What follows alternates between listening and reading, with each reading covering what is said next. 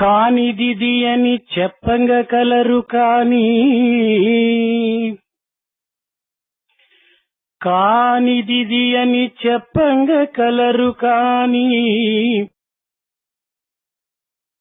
బ్రహ్మమిది అని చెప్పంగ వశము కాదు. సత్య నిత్యంబు జ్ఞానమనంతమైన ఆదియ బ్రహ్మంబు వాక్కున కలవి కాదు. ఆదియే బ్రహ్మంబు వాక్కున కలవి కాదు. ఆదియే బ్రహ్మంబు వాక్కున కలవి కాదు.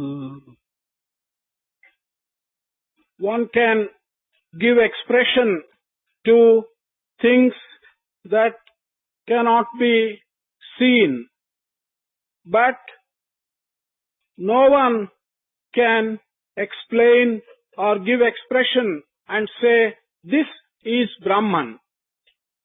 Whatever is eternal truth, whatever is permanent, whatever is infinite, that is Brahman. But all this is not possible to be expressed in terms of words. పవిత్రాత్మ స్వరూపులైన విద్యార్థులారా, మానవుడు తలంచున్నదొకటి, అందుకున్నది మరొకటి. ఇందులో మానవుని జీవిత సైకతలపై ఊహాగానములుగా నిర్మించుకొను పిచ్చుక గూళ్ల వంటి మన యొక్క భావములను ఏదో ఒక పెనుగాలిగా మనకు విరుద్ధమైనటువంటి యొక్క భావములు చెలరేగి తద్వారా మన యొక్క తలంపులను నేల రాల్పేటువంటి యొక్క పరిస్థితి కూడాను పూనుకుంటుంటాయి. Sacred minded students, man generally desires to get something, and in fact he gets something else.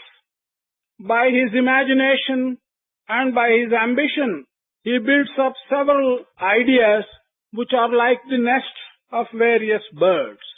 These desires are not generally fulfilled in the way in which he wants them to be fulfilled. జీవితము ఒక దీర్ఘమైనటువంటి మాల వంటిది. Life is like a long garland. అది జనన మరణములని రెండు కోసలతో చేరినటువంటి యొక్క హారంగా తయారై ఈ హారమునకు మధ్యలో కొన్ని కళలు, కలతలు, కల్లోలములు, కొన్ని అశాంతులు, దుఃఖములు, ఆనందములు అనేటువంటి పుష్పముల చేత ఇది గుదింపబడి ఉంటుంటాది. This garland has two ends, one birth and the other death. In between, the garland has got many flowers. These flowers are like your dreams, or like your thoughts, or like your ideas, or your sorrow, or your pleasure. These are the various flowers which make up the garland.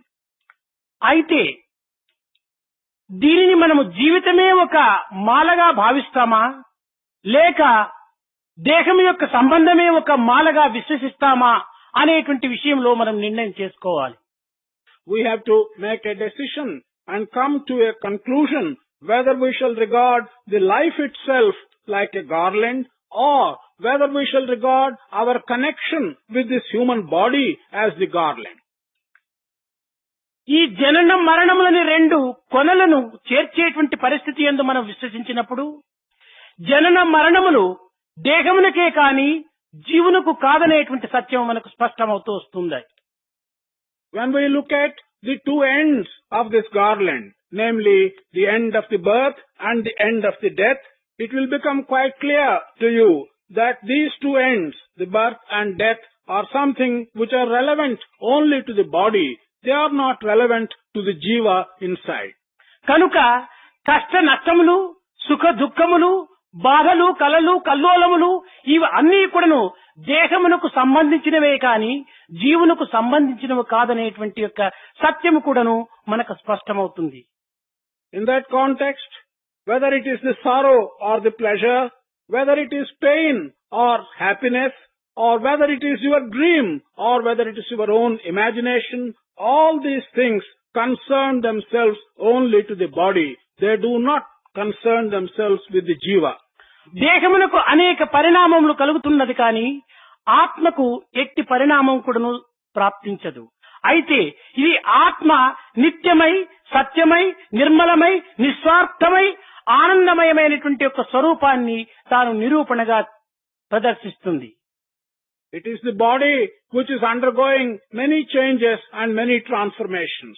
The Atma does not undergo any change. Atma remains permanent, remains clean, shines, and has no connection with anything else. This is eternal. నిజముగా ఈ దేహమునందు బాల్యము, యవ్వనము, కౌమారము, వార్ధక్యము అనేటువంటి యొక్క దశలు దీనికి కలిగి ఉండటం చేత ఈ దశలను పురస్కరించుకొని దేహము తాను చేయు పనులు కూడాను కొన్ని రకములైనటువంటి మార్పులు సంభవిస్తుంటాయి. Truly, our body, the human body, goes through various stages. The stage of boyhood, the stage of youth, the stage of adolescence, the stage of old age. Depending upon the stage through which the body is passing, it prescribes for itself a different kind of work which is appropriate for that particular stage. బాల్యావస్థయందు ఆటలు, పాటలు, చదువులు, సంధ్యలు, సంతోష సంబంధమైనటువంటి యొక్క ఉల్లాసమును కూడాను అనుభవిస్తుంటాడు.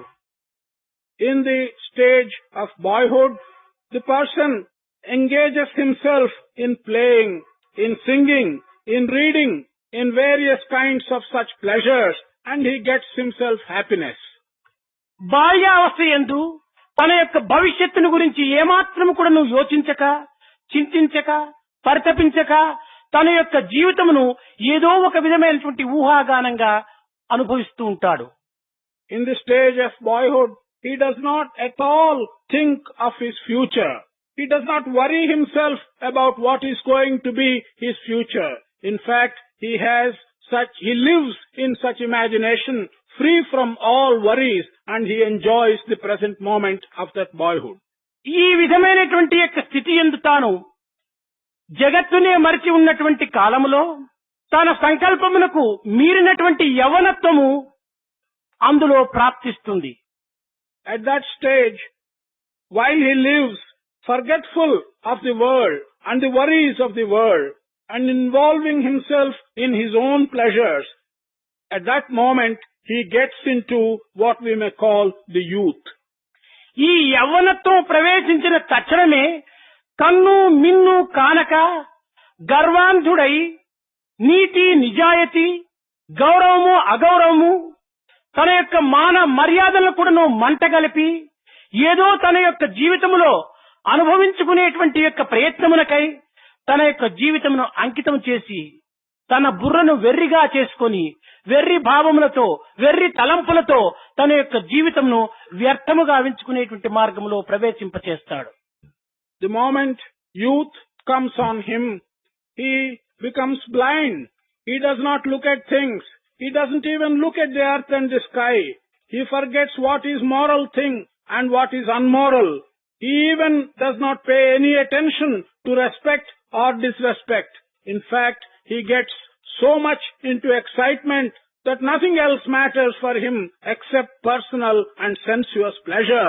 In this manner, he makes his life somewhat useless. ఈ విధమైనటువంటి విషయానందములో తాను తికమకలబడుతున్నటువంటి సమయములోనే కౌమారం అందులో ప్రవేశిస్తుంది.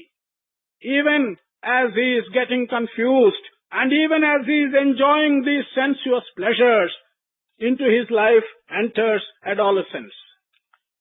ఇట్టి కౌమారము ప్రవేశించిన తక్షణమే బాధ్యతలు, తన యొక్క భారముగా నిలిచినటువంటి యొక్క సంసార కృత్యములు, తన కర్తవ్య కర్మలు అనేక రకములైనటువంటి దీంతో తాను బంధింపబడి తాను ఏదో ఒక విధమైనటువంటి ప్రత్యేకమైన ప్రపంచంలో తాను ఉండినట్టుగా చింతించడానికి ప్రయత్నిస్తాడు.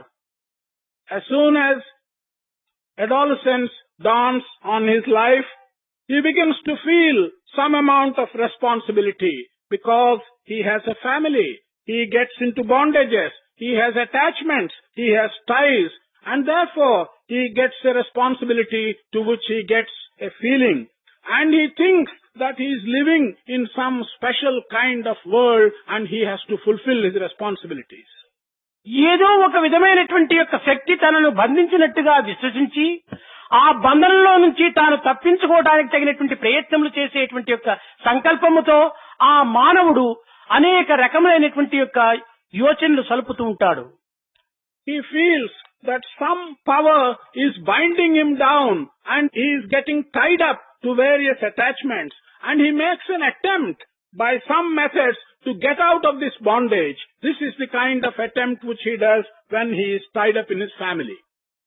ఇట్టి అవస్థలో తాను అయోమయ స్థితి ఎందున్నటువంటి సమయమునందే వృద్ధాప్యము అనేటువంటిది తిరిగి ప్రవేశిస్తుంది.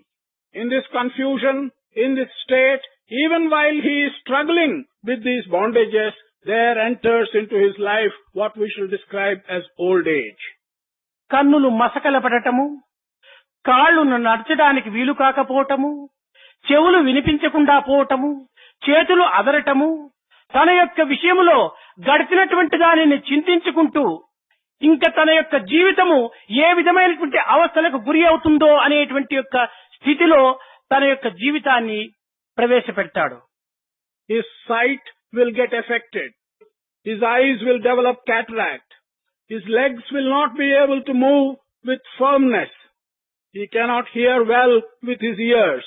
His hands will begin to shake and develop trembling. He will be thinking about things that have gone behind him in his youth and in his adolescence. He will be fearing how his future will go on. In this manner, he will be in his old age. బాల్య యవ్వన కౌమార వార్ధక్యముల యందు ప్రాపంచ సంబంధమైనటువంటి విషయంలో తాను చింతించడానికి కావలసినంత కాలము చిక్కినప్పటికీ భగవత్ చింతన చేయడానికి మాత్రం ఈ యొక్క వృద్ధునికి కాలము చిక్కకుండా ఉంటుంటాది. Although in his boyhood, in his youth and in his adolescence, he had any amount of time, sufficient time to think of worldly matters as well as the divine, in the old age, this person will find that he has not got enough time to think of God. మానసిక శాంతి ఏ విధమైనటువంటి మార్గం నందు నాకు లభిస్తుంది, ఆత్మ సంబంధమైనటువంటి ఆనందము నాకు ప్రాప్తిస్తుందా అనేటువంటి విచారణ కూడాను ఆ యొక్క వృద్ధుని యందు శూన్యమై కేవలము తన యొక్క జీవితంలో గడిచినటువంటిది గడచబోవునటువంటి వాటికై తాను చింతించుతూ తన జీవితమును అంత్యమునరించుకుంటాడు. This person, when he enters the old age, he will not be able to find peace of mind. He will not be able to find the bliss of the Atma. He will always be declining, thinking only of his past and of his future, how he spent his past and how he is going to spend his future. In that manner, he will spend all his life. మానవుడు జన్మించటము, వృద్ధి నొందటము, క్షీణించటము, గతించటము ఈ యొక్క అర్థమేనా? ఇంక వేరొక అర్థము లేదా? లేక పరార్థము లేదా? పవిత్రమైనటువంటి జీవితము కాదా అనేటువంటి యొక్క విషయాన్ని ఎవ్వరు కూడాను అధికంగా విచారించటం లేదు. Man is born, man grows, man declines, and man dies. Should people only think of these various transformations like birth, growth, declining, and death? Is there nothing else more sacred than this that they should think of? Should they not think of something more permanent like the Atma Tattva? బాల్యమునందున పలువురితో కూడి ఆటపాటలయందు ఐక్యుడగును, యవ్వనం మరుదెంచ నెలరు విల్తుని పోల్కి కామిని లోలుడై క్రాలుచుండు, అర్ధవయస్కున ఐహికంబున మునిగి ధనమునార్జించుట తవిలియుండు, ముదిమి వచ్చిన ఎంత మురహరిని తలువక అది ఇది లేదని ఆరటించు, వివిధ దుర్వ్యసనములు వీడలేక ముక్తి మార్గంబు వెతుకు ఆసక్తి లేక కర్మ పంకిలమున్బడి గ్రాలుచుండు, మట్టి గల్పును జన్మంబు మానవుండు.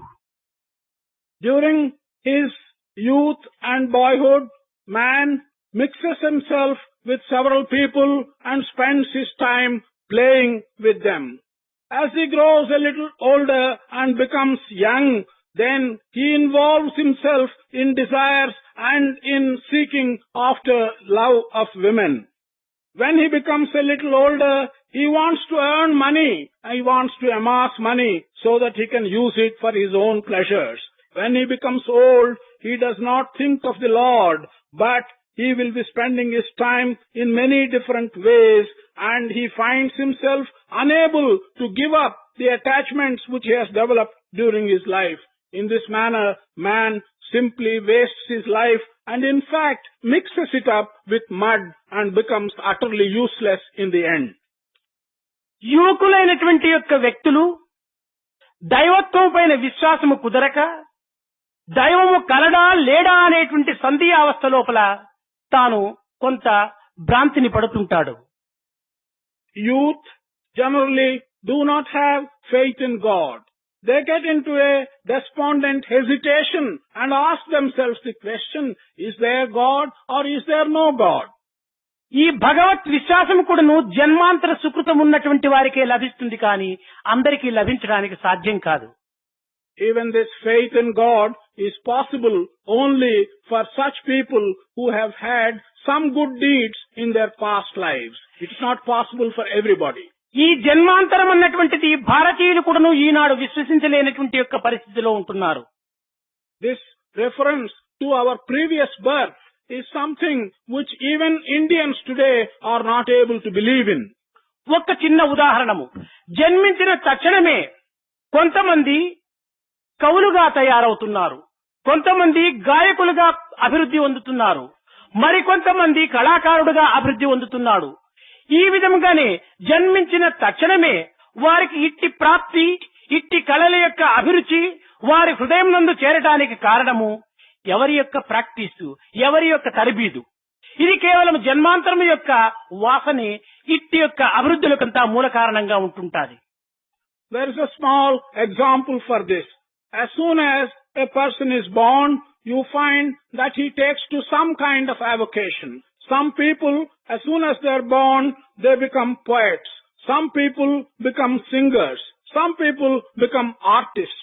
Who is it that has given each individual this special ability? Is it not that he is carrying with him from what he had acquired in his previous births? దీనికి వారి వారి ఇంట్రెస్ట్, శ్రద్ధ అని మీరు వాదింతురా. కానీ అట్టి శ్రద్ధ కలిగినటువంటి వారు నిత్యము 2 వేళల యందు కూడాను వారు అభ్యాసములు సలుపుతున్నప్పటికీ వాటికి ఇట్టివి అభ్యసించడానికి అవకాశం లభించకుండా ఉండినప్పటికీ పుట్టిన తక్షణమే వారికి ఇట్టి కళలు ప్రాప్తించడానికి ఉన్నటువంటి యొక్క వ్యత్యాసం ఏమిటో మీరు యోచించుకోవచ్చును. You may argue that it is the individual's effort and it is the individual's pain which he takes by which he becomes either a poet or a singer. No, you will have to think for yourself and find a proper explanation why, without an external effort, these persons are acquiring this special skill. కనుక భారతీయులు యందు కర్మ ఫలము, పునర్జన్మము, మన యొక్క జీవితం లోపల కొన్ని రకములైనటువంటి జన్మాంతర సంస్కారము అనేటువంటి మూడింటి విశ్వాసంతో కూడినటువంటి యొక్క వారు ఈ యొక్క భారతీయులు. People of this country are such that they do believe in the fruit of our own action. They also believe in rebirth. They also believe in our carrying with us the good or the bad which we have done in our previous birth. Such are Indians. ఈ నవీన నాగరికత యొక్క జగత్తు అభివృద్ధిగాంచటం చూచినప్పుడు కేవలము భగవంతునికి నాకు ఉన్నటువంటి సంబంధం ఏమిటి, భగవంతుని నేను ప్రార్థించవలసినటువంటి అవసరం ఏమిటి, భగవంతుడు అనేటువంటి వాని వల్ల మనకు లభించేటువంటి సుఖమేమిటి అనే రీతిగా కూడాను యువకులు వాదిస్తూ కేవలం అన్నీ కూడాను ఈ సైంటిస్టుల యొక్క మార్పు వల్లనే ఈ జగత్తు కావలసిన రీతిగా మార్చుకోవచ్చునని కూడాను వారు భ్రమిస్తున్నారు. In this modern civilization, several people are arguing and asking the questions, what is my connection with God? Why should I pray to God? Why should I believe in God? Is it not possible with the help of science to do everything that I wish to do in this world? Where is the need for thinking of God or believing in God? కనిపించినటువంటి యొక్క భగవంతుని విశ్వసించడం అనేటువంటిది ఒక weakness అని కూడాను ఈనాడు యువకులు పోట్లాడుతున్నారు. Young people today argue that it is a weakness on our part to believe in God whom we cannot see. అయితే కనిపించినటువంటి యొక్క భగవంతుని పైన విశ్వాసం ఉంచటము ఒక బలహీనతని వారు భావించినప్పుడు, కనిపించినటువంటి వాటిపైన అనేకమైనటువంటి వస్తువులపైన వారు విశ్వాసం ఉంచుకోవటంలో ఇది ఏ విధమైనటువంటి వీక్నెస్ తో వారు యోచించుకోలేకపోతున్నారు. While they regard any faith in God whom we cannot see as a weakness, they do not seem to ask themselves what kind of weakness it is to believe in so many other things which they are not able to see. ఈనాడు సైంటిస్టులు కూడాను స్పర్శను పురస్కరించుకొని గాలిని వారు నిరూపణ జరుపుతున్నారే కానీ గాలిని చూడడానికి వీలవుతున్నదా? Today, scientists are able to infer the presence of air by various efforts. Are they able to see air directly? ఆకాశం నందు సంచరించుచు కూడాను మన మాటలలో ఉన్నటువంటి శబ్దాన్ని విశ్వసించి కూడాను ఆకాశాన్ని చూడగలుగుతున్నారా? While moving about in the sky and while having faith in the sounds that we are uttering, are they able to see the sky with their eyes? అనేక రకములైనటువంటి కలతలతో తన మనస్సును అనేక విధములైనటువంటి కల్లోలములు గావించుచు నా మనస్సు స్థిమితము లేదని లేక నా మనస్సు ప్రశాంతిగా ఉన్నదని వారు పలుకుతుండటం లోపల వారి మనస్సు అనేటువంటి దానికి రూపం వారు చూడగలుగుతున్నారా? When they talk about the confusion in their mind, and when they complain that their mind is wavering, and when they say that their mind is not peaceful, are they, when they utter and speak about the mind, able to see the mind?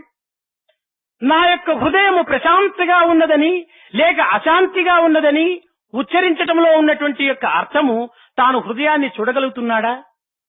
When one says that his heart is very quiet and peaceful, or when one says that his heart is not having any peace, is being disturbed, does he see his own heart?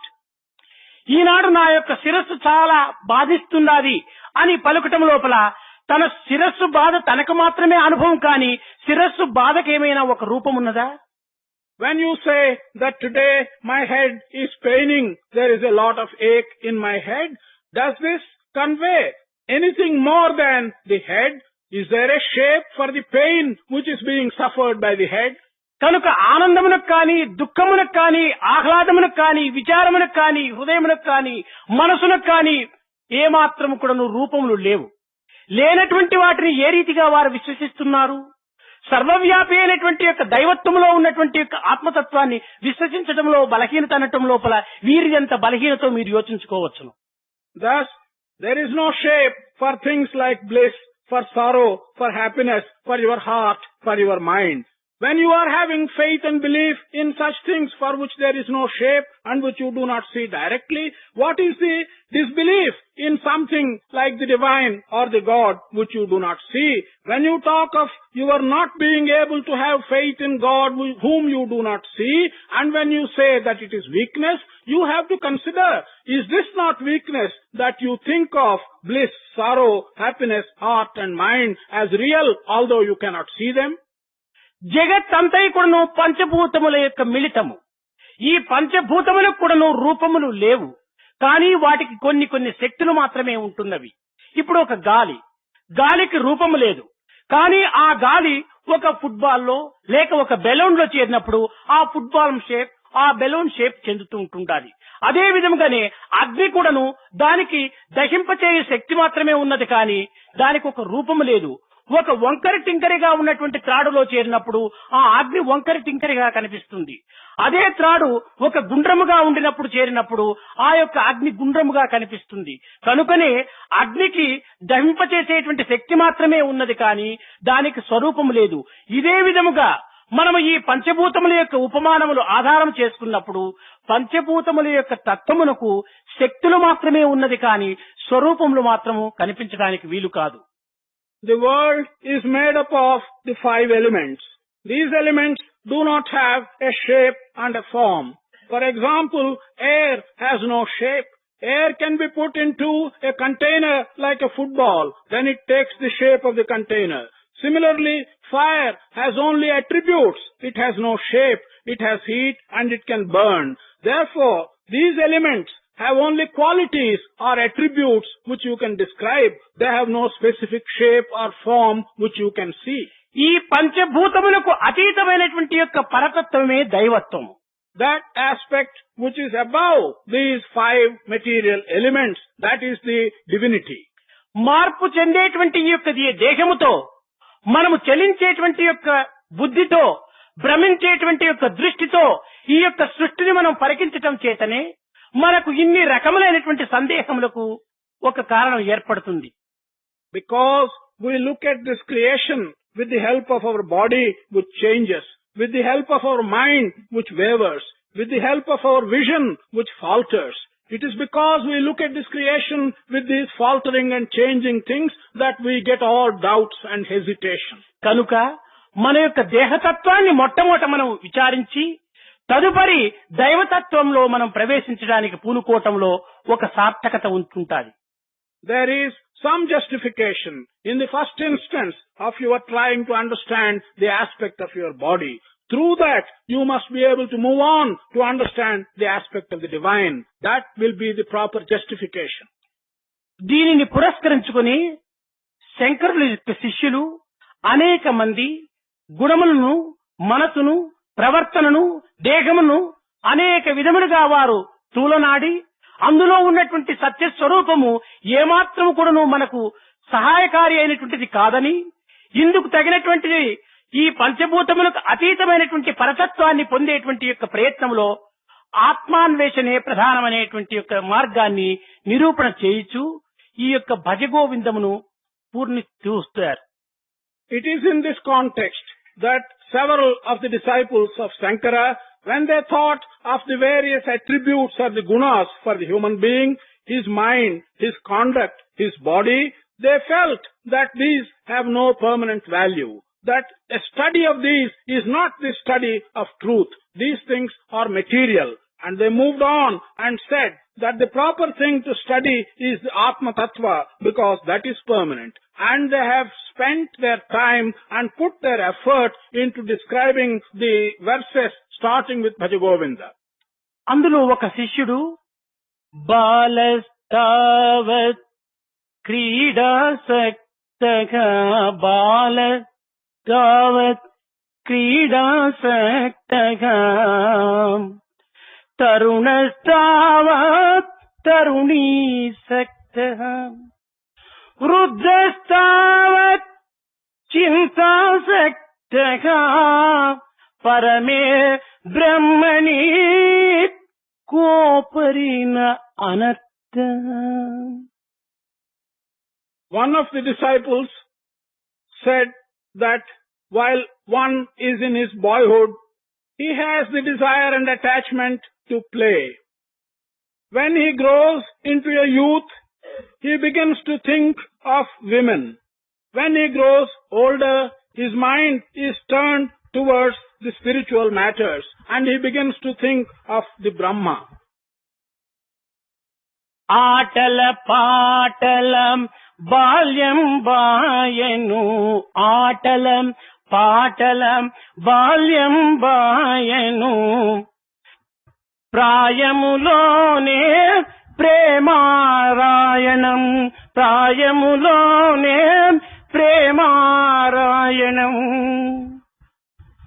ముదిమిలో చింతనం మురిసేటప్పుడు ముదిమిలో చింతనం మురిసేటప్పుడు పరబ్రహ్మమే కాబట్టడురా పరబ్రహ్మమే కాబట్టడురా Bhaja Govindam Bhaja Govindam Govindam Bhaja మూఢమతే Bhaja Govindam Bhaja Govindam Govindam Bhaja మూఢమతే. Singing and playing, they constitute the childhood and the youth. Whereas one grows into a young man, what matters for him is affection and love. But when he grows a little older, then he begins to inquire and ask questions. The matter of inquiry will be the Parabrahma or the origin of this universe. This is how one fills his life. పగటి వేళలో మానవుడు అనేక రకములైనటువంటి మనస్సు, చిత్తము, బుద్ధి, ఇంద్రియ, దేహముల యొక్క సంబంధము చేత ఈ జగత్తును అనుభవిస్తూ ఉంటాడు. ఆ సమయమునందు తాను ఒక వ్యక్తిగాను, తన యొక్క రూపనామములుగాను, తన యొక్క సాంప్రదాయములను, తన యొక్క సంబంధ అనుబంధములను కూడాను తాను స్పష్టంగా నిరూపణ చేస్తుంటాడు. During the daytime, man gets involved with his mind, with his heart, with his intelligence, and with various other organs of his. And during this connection with these things, he establishes relationship to his environment and he is enjoying the various possible situations. అయితే ఈ స్వప్నావస్థ యందు తన దేహము ఏ విధమైనటువంటి యొక్క కర్మలలో పాల్గొనక, తన ఇంద్రియములు ఏ విధము కూడాను అల్లాడక, తన కన్నులతో ఏ విధమైనటువంటి పదార్థములు చూడకుండినప్పటికీ తన కలలో నానా ప్రదేశములు సంచరించి నానా అవస్థలకు కూడాను తాను గురైనట్టుగా భావిస్తుంటాడు. During the dream, his body does not do any function. His organs do not actually take part in any work. His eyes are closed and they do not see. And yet he feels during his dream that he is traveling and moving about in different places, that he is putting himself in different situations. నానా ప్రదేశముల యందు సంచరించటము, నానా విషయముల యందు పాల్గొనటము, అనేక అవస్థలకు గురి కావటము, ఈ స్వప్నములో తాను అనుభవించటం చేత ఆ స్వప్నములో ఉన్నటువంటి తాను యొక్క రెండవ దేహం ఏదో తాను గుర్తించుకోగలుగుతున్నాడా? While he is moving about in many different places, while he is participating in different things, while he is going through many troubles, in this dream, is he able to find out what it is, which part of his body he is participating in all these things? జాగ్రత్తలో ఉన్నటువంటి దేహమునకు, స్వప్నములో ఉన్నటువంటి దేహమునకు ఏమాత్రము సంబంధం లేకుండా ఉంటున్నది. కనుక తాను రెండు దేహములుగా ఉంటున్నాడు. ఇందులో జాగ్రత్త దేహము తానా, స్వప్న దేహము తానా? There appears to be no connection between his body in the waking state and his body in the dreaming state. Who is he really? What is his body? Is the body that is in the waking state is the real body, or the body that is in the dream state is his real body? ఇంకా గాఢ నిద్రయందు తనకు ఏమాత్రము కూడాను అనుభవములు లేక లేచిన తక్షణమే నేను చక్కని గాఢ నిద్రను అనుభవించాను అని తాను చెప్పుతున్నాడు. అయితే ఆ గాఢ నిద్రను పరికించినటువంటి వారు ఎవరో తను ఏమాత్రమైనా యోచిస్తున్నాడా? ఆ గాఢ నిద్రను తెలుసుకున్నటువంటి వాడెవరో తానేమైనా గుర్తిస్తున్నాడా? While he is in deep sleep, he does not have any experience of any dream. In fact, he has no experience of any kind during his deep sleep. But as soon as he wakes up from his deep sleep, he says that he has enjoyed the deep sleep and the rest that it has given him. Is he able to answer who it is that has enjoyed the deep sleep? Can he identify that particular part of himself who has enjoyed this deep sleep? మైమరచి నిద్రించినటువంటి వ్యక్తి నేను చక్కని నిద్రను అనుభవించానని చెప్పడం లోపల ఆ చక్కని నిద్రను చూచిన వారెవరు? The one who has completely forgotten the environment and slept very well, for him to get up and say, I have enjoyed a deep sleep, one has to answer who it is, who is that I who has enjoyed this deep sleep. కనుక జాగ్రత్త, స్వప్న, గాఢ నిద్రయందు కూడాను ఉన్నటువంటి యొక్క వ్యక్తి తనలోనే ఉండి తనలోనే గుర్తించుకోవటానికి తగినటువంటి వ్యక్తిగా తాను రూపొందుతున్నాడు. కనుక జాగ్రత్త, స్వప్న, సుషుప్తులకంతా కూడాను అతీతమైనటువంటి వాడే ఈ వ్యక్తి స్వరూపుడు. కాని కేవలం దేహంతో బంధించినటువంటి వాడు మాత్రమే వ్యక్తి స్వరూపుడని విశ్వసించుకోవటంలో ఏమాత్రం కూడాను అర్థం లేదు. Thus, in the waking state, in the dream state, and in the deep sleep state, there is a self who is present and who has been present through all these three states. This self is something quite different from the body because he has been present all through in all the three states. It is wrong to think that this body is the same as the self. The self is quite different from this body. బ్రహ్మమానస పుత్రుడైనటువంటి నారదుడు ఒకానొక సమయమునందు సనత్ కుమారులను ఆశ్రయించి స్వామి తమకు జ్ఞానోపదేశము కలిగింపచేయమని ప్రార్థించినటువంటి సమయమునందు సనత్ కుమారుడు అయ్యా నీవు సంపాదించినటువంటి యొక్క శక్తి ఏమిటి, నీవు ఇంతకాలము చేసినటువంటి ఘనకార్యం ఏమిటి, నీవు ఏ విద్యలో ప్రవీణుడైపోయినావు అని అనేక రకములుగా ప్రశ్నిస్తాడు. When Narada at one time approached Sanat Kumara and asked for enlightenment, Sanat Kumara asked Narada the question, what is it that you have really acquired by your tapas all these days? What is the special power which you have acquired? Let me know that. అప్పుడు ఈ నారదుడు 4 వేదములు కూడాను నేను చదివాను, ఈ వేదాంగములైనటువంటి 6 శాస్త్రములు కూడాను నేను తెలుసుకున్నాను అని ఈ సనత్ కుమారునికి జవాబు చెప్పాడు. To this query, Narada replied to Sanat Kumara that he has studied all the 4 Vedas. He has also studied what has come out of the Vedas in the form of 6 Shastras. This is the reply which Narada gave. Sanath కుమారుడు చిరునవ్వు నవ్వుతూ 4 వేదములు 6 శాస్త్రములు తెలుసుకోవటం చాలా సంతోషమైనటువంటి విషయమే, కానీ నిన్ను నీవు తెలుసుకున్నావా నారదా అని ప్రశ్నించాడు. Sanat Kumara smiled at this reply and said, yes, it is a matter of great pleasure and satisfaction that you have learnt 4 Vedas and 6 Shastras. But, O Narada, have you learnt anything about yourself and have you understood who you are? నిన్ను నీవు తెలుసుకొనక ఎన్ని శాస్త్రములు, ఎన్ని వేదములు, ఎన్ని ఉపనిషత్తులు, ఎన్ని రకములైనటువంటి గీతా వాక్యములు నీ యొక్క తలబుర్రలో చేర్చుకున్నంత మాత్రమున ప్రయోజనం లేదు. తనను తాను తెలుసుకున్నటువంటి సమయమునందే ఈ సర్వ విద్యలు కూడాను తన హస్తగతమైపోతాయి. సర్వ జ్ఞానములకు తాను అతీతుడైనటువంటి యొక్క స్థితి యందు తాను అనుభవిస్తాడు. కనుక అద్వైత దర్శనం జ్ఞానం. ఇట్టి ద్వైతమును ఏనాడు నీవు వదిలిపెడతావో ఆనాడే నీకు జ్ఞానం ప్రాప్తిస్తుందని అతనిని గురించి అతను చెప్పడానికి సనత్ కుమారుడు పూనుకున్నాడు.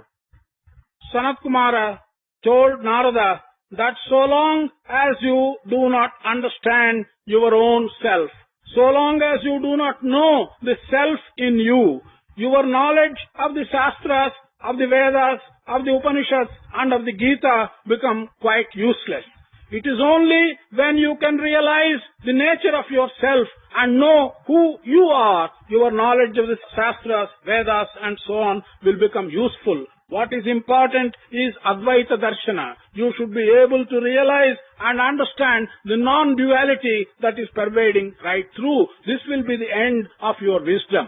ఈనాడు యావత్ ప్రపంచము కూడాను తమను తాము తెలుసుకొనక ఏదో అనేక రకములైనటువంటి ఘనకార్యములు సాధించామని ఈ సైన్స్ యొక్క అభివృద్ధిని ఆధారము చేసుకుని అనవసరమైనటువంటి యొక్క కార్యములలో తాము కాలిడుతున్నారు. Today in the world, without making an effort to understand one's own self, they are thinking that they are doing many great things. With the help of modern science, they are wanting to do one thing and another, and they are putting their foot into various situations. ఆకాశములో సంచరిస్తున్నామని, నక్షత్రములకు ప్రయాణం సలుపుతున్నామని, చంద్రమండలంలో మా యొక్క జీవితమునంతా హాయిగా గడుపుతున్నామని ఉచ్చరించడం లోపల we యొక్క ఘనత కేవలము గాలిమేడలుగా ఎగిరిపోతున్నది కానీ మానసిక శాంతి గాని తన యొక్క దివ్యమైనటువంటి యొక్క తత్వమును కానీ తాను అర్థం చేసుకోలేనటువంటి మూర్ఖత్వంలో మునిగిపోతున్నారు సైంటిస్టులు. To say that they are able to move in the skies, that they can reach the stars and travel there, that they can go to the moon and have a pleasant life on the surface of the moon, to proclaim these things as very great is simply building castles in the air. To do these things but not have any peace of mind, not being able to understand the true nature of oneself, but follow these objects is building castles in the air. కనుక ఇంద్రలోకము గాని చంద్రలోకము గాని ఏ లోకము వెళ్ళినప్పటికీ నందనెక్కి చూడరా విశ్వదాభిరామ వినురవేమ అని వేమన చిన్న పదములతో చెప్పాడు.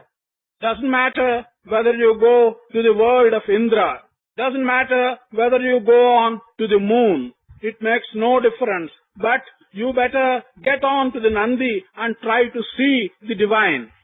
ఇంద్రలోకమైన చంద్రలోకమైన నంది చూడవచ్చు నొందవచ్చు, నందినెక్కి చూడు నరుడవో నరుడవో విశ్వదాభిరామ వినురవేమ. నందినెక్కి చూడమన్నాడు. నంది అనగా మనము కేవలం ఒక బుల్లుగా మనం భావిస్తున్నాము. కానీ ఇక్కడ నంది అనేటువంటి పదమునకు బుద్ధినే తాను నందిగా భావించుకున్నాడు. Whether you go to the world of the Indra or whether you to go to the world of the Chandra, what you have to do is to mount the bull, the Nandi, and you must have a knowledge of yourself. Oh man, this is what you should do. This is what Vemana said. But when he made the reference to Nandi, ordinarily we think that this is the bull which we have in our mythology. But Vemana has used the word Nandi synonymous with buddhi or intelligence. కనుక ఇట్టి బుద్ధిని మనము దూరము చేసుకొని ఏదో ఒక చంద్రమండలము సూర్యమండలం పోతున్నామంటే మనకు బుద్ధితో కలిగేటువంటి ఆనందము మన యొక్క అంతరాత్మయందు ఉన్నది, కానీ ఆకాశంలో లేదు. Therefore, if we make ourselves distant from this intelligence and if we move on to the moon, then the happiness which we may get on the moon is not the right happiness. It is contained in our own inner intelligence, and that will be the true happiness. బుద్ధిని మనము చక్కదిద్దుకొని దేహం యొక్క తత్వాన్ని అర్థం చేసుకొని దివ్యమైనటువంటి యొక్క భగవత్ తత్వాన్ని కూడా మనం పరికించడానికి ప్రయత్నం సలిపినప్పుడు మనకు అందులో ఏమైనా కొంతవరకును ప్రాప్తి గాని లేక ఫలితము గాని దక్కడానికి వీలుంటుంది. కానీ దేహభ్రాంతులు దినదినమునకును మనం పెంచుకుంటూ బుద్ధి యొక్క నిర్మలత్వాన్ని మనం ఏమాత్రం కూడా లక్ష్యము చేయక దానికి అనవసరమైనటువంటి యొక్క విషయ వాసనలు అనేటువంటి యొక్క మాలిన్యము అంటగట్టి మన జీవితంలో దైవమా దైవమా అని దేవులాడితే మాత్రం మనకు దయ అనేది మనకు ప్రసరించదు. Without making proper use of our intelligence, without developing detachment to our body, and without having faith in the divine, we are not going to get the fruit of any of our actions. It is only in this manner that we can get the fruit of our actions. But if you keep on developing attachment, and if you keep away from cleansing your mind, and if you stick to sensuous pleasures during your life, even if you go on repeating, "Oh God, bless me," you are not going to have the fruit of your actions. కనుక మొట్టమొదట మనం ఈ జగత్తులో నివసించడానికి పూర్వము ఈ శరీరము మనసు బుద్ధి చిత్తముల యొక్క తత్వాన్ని ప్రప్రథంలో అర్థం చేసుకోవాలి. Before we live in this world, the very first thing we should do on top priority is to understand the meaning of these words, body, mind, and heart, and so on. జగతిని జీవించువాడు మనుజుడు కావల మొదట. The one who lives in the world should first become a human being. ధనుజుల దుష్కృతులనెల్లా పొగడుచుండువాడే చవట. One who goes on praising all the bad deeds of people, he is the useless fellow. తనను తాను తెలుసుకొనుట అది ముక్తికి ఒక బాట. The way of understanding oneself is the path for liberation. అట్టి తత్వములో మన యొక్క దేహము యొక్క విచారము అత్యవసరమైనటువంటి రీతిగా తాను సంకల్పించి శంకరుల యొక్క శిష్యులైనటువంటి వారిలో ఒకరు ఈ బాల్య యవ్వన కౌమార వార్ధక్యములను అతి విపరీతమైనటువంటి యొక్క వికారమైనటువంటి యొక్క అర్థములతో ఒక విరుద్ధమును కల్పించేటువంటి మార్గమును లోకానికి అందించి దేహ త్యాగమునకు ఒక అవకాశాన్ని అందించారు. Realizing the aspect of this body, one of the disciples of Sankara described the youth, boyhood, adolescence, and old age in a very beautiful verse which creates in you a certain amount of detachment to all these states. ఎంతకాలము మనము జీవించినప్పటికీ ఇంకనూ ఏదో ఉండి మనము సాధించాలి అనేటువంటి యొక్క భ్రాంతి ఇది కేవలము వ్యామోహములో ఒక అడుగు భాగమనే మనం చెప్పవచ్చును. It does not matter how long each one lives. Everyone, irrespective of the length of his life, has someday to leave this body. This fact is known to everyone. However, even after knowing this fact, each one wants to do something. He thinks that he can achieve something. This is the illusion in which he spends his life. కాన మనము దేహం ఉన్నంత లోపలనే దైవాన్ని తెలుసుకొని మన దేహతత్వాన్ని కూడా నువ్వు కొంత అర్థం చేసుకుని ఈ దేహము దైవమును చేర్చేటువంటి యొక్క మార్గములో ఒక ఉపాధిగా మనం విశ్వసించటం అది అత్యవసరము. So it is very necessary that so long as we live in this body, we should be able to understand, we should use that time for understanding God. It is necessary for us to find out a means by which during our lifetime we can merge this body with the divine. పాంచ భౌతికము దుర్బలమైన కాయంబు ఎప్పుడో విడచేది ఎరుకలేదు. This difficult body which is made up of all the 5 elements, when we are going to leave it, we do not know. శతవర్షముల దాకా మితము చెప్పిరి కాని నమ్మరాదా మాట నెమ్మనమున. Our ancients have told us that the limit for life is 100 years, but one cannot believe this statement. బాల్యమందో లేక ప్రాయమందో లేక ముదిమియందో లేక ముసలియందో ఊరనో అడవినో ఉదక మధ్యంబునో ఎప్పుడో విడచేది ఎరుకలేదు. Whether it is in the boyhood, or whether it is in the youth, or whether it is in your adolescence, or whether it is in your old age, may it be in a village, may it be in the middle of water, may it be on land, when you are going to abandon this body is something which you do not know. మరణమే నిశ్చయము, బుద్ధిమంతుడైన దేహమున్నంతలో తన్ను తెలియవలె. Death is certain.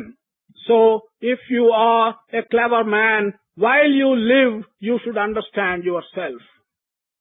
తనను తాను తెలుసుకొనక ఎన్ని విచారణలు మనం చేసినప్పటికీ ఇది కేవలము ఒక కాలమును వ్యర్థపరిచినటువంటి వారమే అవుతాము కానీ మన జన్మను సార్థకం చేయించుకున్న వారం కాము. Without knowing who you are, without knowing yourself, whatever you may do in your life, whatever achievements you may have, you will only have wasted your life. You would not have spent your life in any purposeful manner. ప్రపంచం నుండి యావత్ అన్ని మూలల నుండి కూడా నువ్వు ప్రసరించేటువంటి యొక్క పత్రికల యొక్క న్యూస్ ను మాత్రమే మనం చూడడానికి ప్రయత్నం చేస్తున్నాము. ఏ దేశములో ఏ వ్యక్తి ఏ మార్గములో ఏ విచిత్రమైన ఏ చిత్రమైన ఏ దుఃఖమైన ఏ ఆనందమైనటువంటి విషయాలు ప్రసరిస్తారో అనేటువంటి దీని లోపల మనము అన్ని విధమైనటువంటి వార్తలు వినడానికి మాత్రమే మనము సంసిద్ధులమై ఉంటున్నాము. కానీ అన్ని వైపుల నుంచి వచ్చేటువంటి న్యూస్ లోపల నీవు జీవితాన్ని అంకితం చేస్తున్నావు కానీ నీ లోపల నుంచి కూడా నువ్వు వచ్చేది న్యూసెన్స్ అనేటువంటిది నీవు అర్థం చేసుకోవటం లేదు. You are spending all your time in reading newspapers which come from different parts of the world and which bring news from different parts of the world. You are anxiously waiting every day to see these newspapers and to find out what an individual in some part of the world or another individual in some part of the world is producing some happy thing or some sorrowful thing, is doing something great or is doing something small. All the time you are looking for news that is coming from outside, from everywhere in the world. But you are not realizing that what comes from within yourself to you is something which is first to be realized, and that is the most important news. కనుక ఈ జగత్తే ఒక news paper. ఈ జగత్ అనేటువంటి news paper ను ఒక్కతూరి మనము చూచాము చాలు. న్యూస్ పేపర్ వచ్చినప్పుడు మొదటి నుంచి కడ వరకు కూడా చూస్తాము కానీ చూసిన పేపర్ నే నిత్యము చూడడానికి ఏ యొక్క మూర్ఖుడు కూడా నువ్వు పూనుకోడు. This world is like a newspaper. We see a newspaper only once. You can read the newspaper from the beginning to the end. But no one will read the same newspaper a second time or again and again. కనుక ఈ ప్రపంచం అనేటువంటి news paper ను మనం వచ్చాము చూచాము అంతే. తిరిగి ఈ న్యూస్ పేపర్ అనేటువంటి దాన్ని నిత్యము చూడడానికి మనం ప్రాకులాడకూడదు. నేడు న్యూస్ పేపరు రేపటి దినం waste paper. We have come into this world. This world is a newspaper. We have seen this newspaper once. We should not again attempt to see the same newspaper again.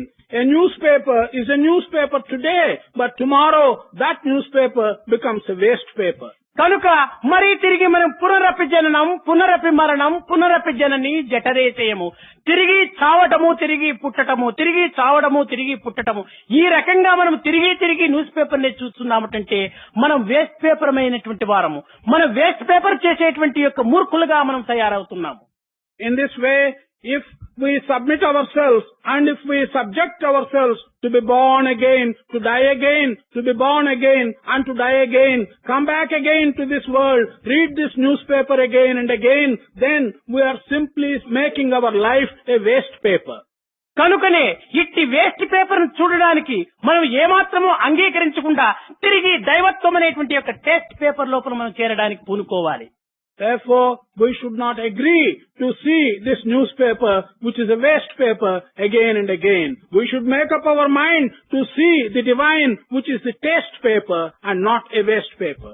కనుక ఇదంతా కూడాను ఒక విధమైనటువంటి యొక్క భావమును దైవం వైపున మరల్చే నిమిత్తమై శంకరుల వారు తమ అనుచరులైనటువంటి శిష్యులను కూడాను ఈ విధమైనటువంటి మార్గములో ప్రవేశింపచేసి ఆనాడు అనేక మందిని భగవత్ తత్వాన్ని అనుభవించుకునేటువంటి యొక్క దివ్య మార్గం లోపల ప్రవేశపెట్టారు. Thus, Shankara in those days had done everything, and all that he had done was to turn the ideas of people towards God and give them a feel for the divine, so that they can really understand and spend their life in seeing God and understanding divine aspects. కాన మీ యువకులైనటువంటి మీరు ప్రప్రథమంలో మీ యొక్క బుద్ధులు చక్కదిద్దుకొని నిర్మలమైనటువంటి భావములతో పవిత్రమైనటువంటి యొక్క ఊహలతో ఈ చిక్కినటువంటి అవకాశమును చక్కగా అనుభవించుకొని దైవత్వం అనేటువంటి యొక్క మధురమైనటువంటి ఆనందమును అందుకొని తద్వారా మీ యొక్క జీవితమును యావత్ భారతదేశమునకు అంకితం చేసి తోటి మానవులను కూడా పునరుద్ధరించడానికి ఒక ధర్మమును పునరుద్ధరింప చేయటానికి వారికి తగినటువంటి యొక్క ఆదర్శప్రాయాలుగా మీరు నిలిచి భారతదేశం యొక్క తిరిగి సంస్కృతిని మీరు నిలబెట్టడానికి తగినటువంటి కంకణం కట్టుకుంటారనేటువంటి యొక్క విశ్వాసంతో ఈ యొక్క సమావేశంలో మిమ్మల్ని చేర్చుకోవటం జరిగింది. ఈ చేర్చుకున్నంత మాత్రమున మాకు సంతృప్తి కానేరదు. ఈ ఒక్క నెల దినములు కూడాను ఈ చెప్పు విషయములను మీరు ఆలకించే విషయములను మీ హృదయస్థానమునందు చేర్చుకొని ఆచరణలో ప్రవేశపెట్టి ఆనందమును అనుభవించి తిరిగి మన భారతదేశమునకు సత్కీర్తిని మీరు నిలుపుతారని కూడాను నేను ఆశిస్తూ ఆశీర్వదిస్తూ నా ప్రసంగాన్ని విరమిస్తున్నాను. You young people, especially the youngsters here, must cleanse their minds, must develop pure ideas. You should take this opportunity and see what sweetness there is in understanding divinity. You must dedicate your lives completely to the attainment of these things, and you must resuscitate the ancient dharma for which our country has been known. Your ideas should be sharpened by participating in this summer school. You should go out and re-establish the traditions of our country. I do hope that you will be able to go as messengers to the rest of our country, and that you have joined this summer school is no satisfaction to us. But by staying for 1 month in this summer school, what you listen to, you should be able to put in your heart. Not only put it into your heart, you must put them into practice. You must derive the pleasure that comes out of it. You must maintain the reputation of our country. This is what I shall give you as a blessing. And I hope you will be able to do all this. I shall bring this discourse today to a close. Govind Krishna जय गोपाल कृष्ण जय गोपाल बाल बाल राधा कृष्ण जय गोविंद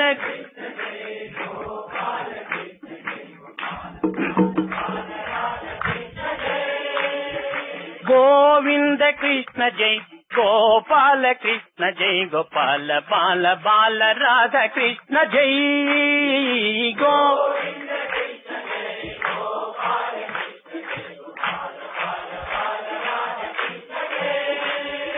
कृष्ण जय कृष्ण जय कृष्ण जय कृष्ण कृष्ण कृष्ण कृष्ण जय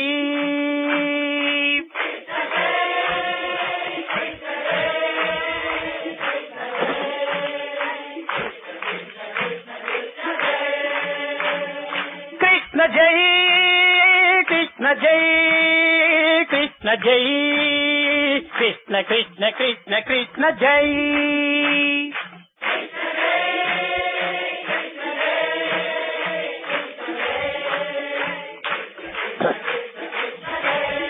గోవింద కృష్ణ జై గోపాల కృష్ణ జై గోపాల బాల బాల రాధ కృష్ణ జై గోవింద కృష్ణ జై గోపాల కృష్ణ జై గోపాల బాల బాల రాధ కృష్ణ జై గోపికమాల హారి ప్యారి మాయి మీర మన వికారి మదన మోహన మురళిధారి కృష్ణ జై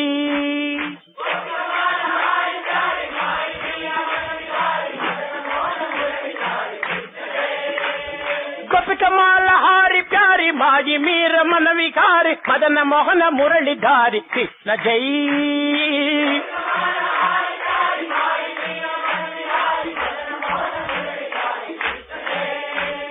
కృష్ణ జై కృష్ణ జై కృష్ణ జై కృష్ణ కృష్ణ కృష్ణ కృష్ణ జై కృష్ణ జై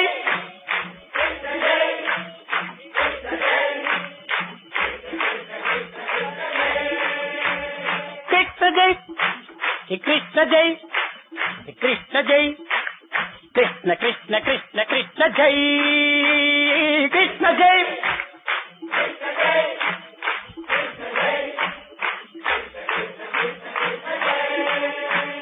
కృష్ణ జై రామ కృష్ణ జై రాధా కృష్ణ జై బాల కృష్ణ కృష్ణ కృష్ణ కృష్ణ జై కృష్ణ జై రామ కృష్ణ జై రాధా కృష్ణ జై బాల కృష్ణ కృష్ణ కృష్ణ జై కృష్ణ జై కృష్ణ జై కృష్ణ జై కృష్ణ కృష్ణ కృష్ణ కృష్ణ జై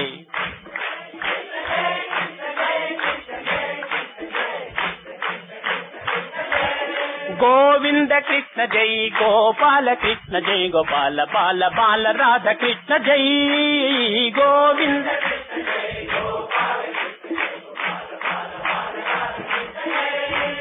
గోవింద కృష్ణ జై గోపాల కృష్ణ జై గోపాల బాల బాల రాధ కృష్ణ జై గోవింద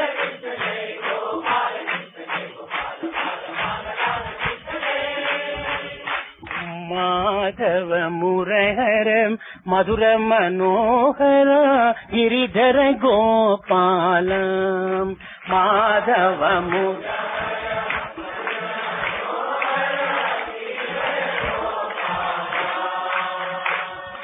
మాధవ మురహర మధుర మనోహర గిరిధర గోపాల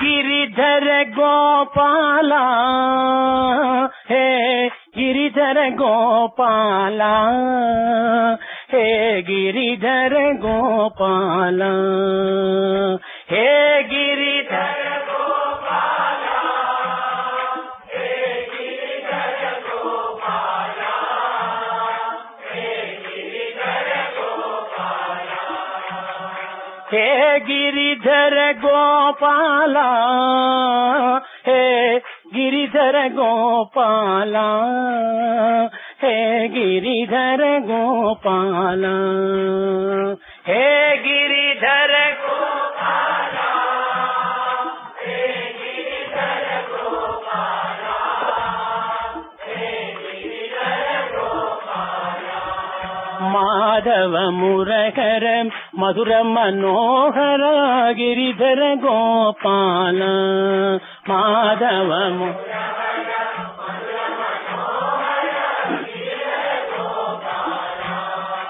నంద కుమార సుందరాకార బృందావనం సంచార